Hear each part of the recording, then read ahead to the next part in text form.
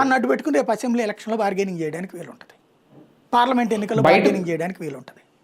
బయటకు వచ్చి విడిగా పోటీ చేయడం వల్ల తెలంగాణలో భారతీయ జనతా పార్టీకి ఎటువంటి నష్టం ఉండదా? నాకు తెలిసి అయితే ఒక 1%, అది కూడా ఖమ్మం లాంటి చోట్ల ఉంటుంది, హైదరాబాద్ లాంటి చోట్ల ఉండదని నేను అనుకుంటున్నా. కొంత లైట్ ఎక్కడ ఉంటుందంటే కాస్త కూకట్పల్లి అట్లాంటి ఏరియాలో ఉంటుంది.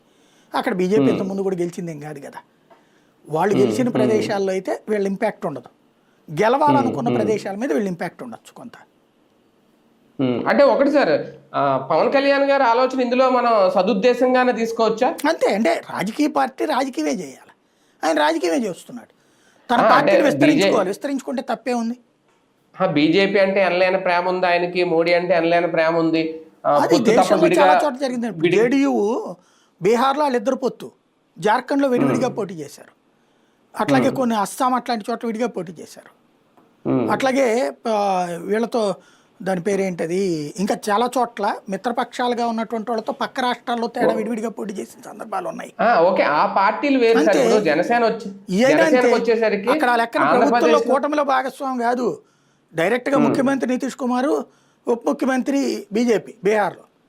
మరి అట్లాంటి చోట్ల ఉన్నప్పుడు ఇదే ఉంది. ఆఫ్టర్ ఆల్ ఈ చంద్రబాబు గారు ఆంధ్రప్రదేశ్లో పార్టీ అంతే. ఆంధ్రప్రదేశ్లో 21 స్థానాలు ఉండి ఇక్కడే నేను ఇంకో 30 ఏళ్ళు కలిసే వెళ్తాం పొత్తు